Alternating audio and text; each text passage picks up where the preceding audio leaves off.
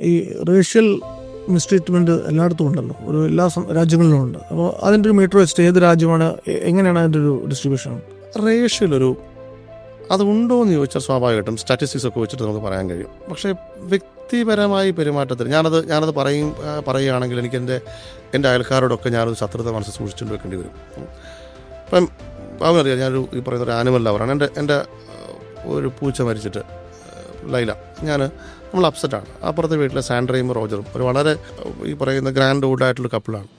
അവർക്ക് നമ്മൾ അപ്സെറ്റാണെന്ന് അറിയാം. അവർ വീട്ടിലേക്ക് വരുന്നു, അവർ വിളിച്ചുകൊണ്ട് വീട്ടിൽ കൊണ്ടുപോകുന്നു.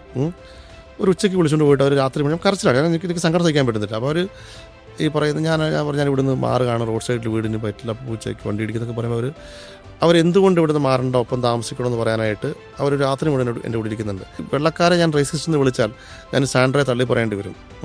തൊട്ടപ്പുറത്തെ വീട്ടിലെ ജോണിനെയും കാത്തിയും തള്ളി പറയേണ്ടി വരും.